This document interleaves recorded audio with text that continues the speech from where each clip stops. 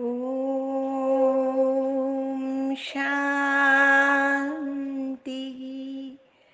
सत्यं शिवं सुंदरम सतचित आनंद स्वरूप सत श्री अकाल मूरत सदा शिव परम पिता परमात्मा की प्यारी संतान, प्यारे भाई तथा बहनों, आज 1 जुलाई 2023 की मुरली का सार प्रस्तुत है। आज की मुरली में त्यागी तपस्वी सेवाधारी बच्चों को वरदान देते हुए बाबा ने कहा, त्याग और तपस्या के सहयोग से सेवा में सफलता प्राप्त करने वाले निरंतर तपस्वी मूर्त भव। सेवाधारी अर्थात त्याग और तपस्वी मूर्त। त्याग और तपस्या दोनों के सहयोग से सेवा में सदा सफलता मिलती है। तपस्या है ही एक बाप, दूसरा न कोई। यही निरंतर की तपस्या करते रहो तो आपका सेवा स्थान तपस्या कुंड बन जाएगा। ऐसा तपस्या कुंड बनाओ तो परवाने आपे ही आएंगे, क्योंकि जब क्षमा जली है तो परवाने तो आएंगे ही। प्यासे आएंगे जब ज्ञान धारा बहेगी तो। बाबा ने कहा, मनसा सेवा से शक्तिशाली आत्माएं प्रत्यक्ष होंगी। अभी मनसा द्वारा धरणी को परिवर्तन करो। यही विधि है वृद्धि करने की। आगे बाबा ने कहा,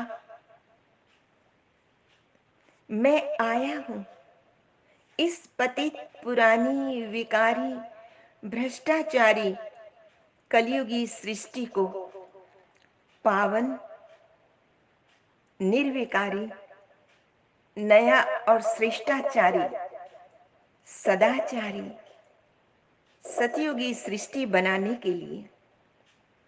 इसके लिए मैं तुम्हें ईश्वरीय ज्ञान एवं सहज राजयोग की शिक्षा प्रदान करता हूं, जिससे तुम्हारे मन बुद्धि सतोगुणी पवित्र बन जाते हैं। इस महती धर्म स्थापन के कार्य के लिए मुझे आप बच्चों के सहयोग की आवश्यकता पड़ती है। इसलिए शिव बाबा तुम बच्चों का आह्वान करते हैं। सत्यम शिवम सुंदरम बाबा कहते हैं, नव सृष्टि के निर्माण में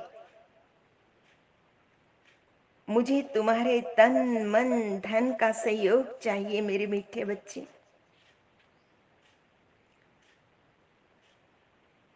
इसके बल पर या इसके बदले में मैं तुम्हें सतयुग में निरोगी तन, संतुलित मन और अकूत धन और शाश्वत खुशी प्रदान करूंगा। इसके साथ साथ मैं तुम्हें माया रावण की जंजीरों से भी लिबरेट करके मुक्ति, जीवन मुक्ति का वर्षा दूंगा। ये भगवान का वादा है।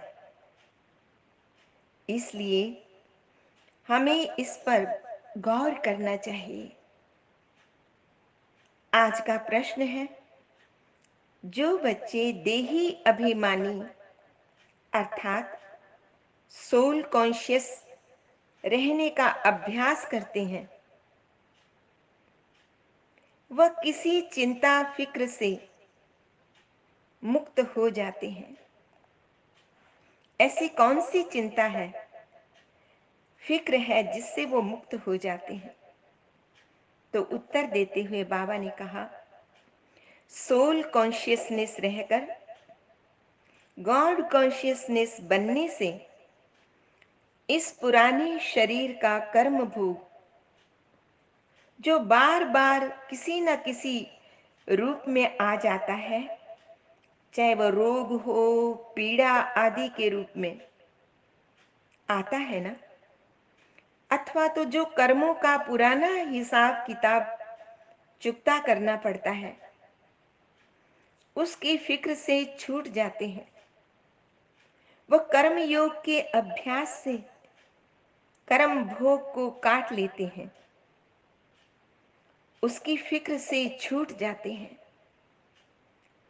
वह कर्म योग के अभ्यास से अपने कर्म भोग को काटते हैं, तो उनके भीतर में एक आत्मविश्वास, एक आत्म संतोष बना रहता है कि हमारे पुराने विकर्मों के हिसाब किताब सब क्लियर हो रहे हैं और हम कर्मातीत अवस्था की तरफ अग्रसर हो रहे हैं। कर्मातीत अवस्था प्राप्त होने पर हम हर प्रकार के रोग, शोक, भय, इन सब से मुक्त हो जाते हैं। भगवान शिव ने आकर एक नेचर क्योर सेंटर खोला है, जहां पर दैहिक, दैविक, भौतिक त्रिताप का पूर्णतया निवारण हो जाता है। तभी तो ईश्वर द्वारा स्थापित राम राज्य का गायन है ना, कि दैहिक, दैविक, भौतिक तापा, राम राज कहूं न व्यापा। आगे बाबा ने कहा, तुम बच्चों को सत्यता, पवित्रता, मधुरता का गुण धारण करके सचखंड स्थापन करने में मदद करनी है और सच्चे कर्मयोगी बनना है। चलते फिरते, उठते बैठते, खाते पीते सच्चे सतगुरु को निरंतर याद करते रहना है। आज का स्लोगन है, नम्रता और धैर्यता की शक्ति से क्रोधाग्नि को शांत बना दो, क्योंकि क्रोध आत्मा के उत्कर्ष में बहुत बड़ा व्यवधान है। अच्छा, मीठे मीठे सिकिल दे बच्चों प्रति माता पिता, बाप दादा का याद प्यार और गुड मॉर्निंग। रूहानी बाप की रूहानी बच्चों को नमस्ते।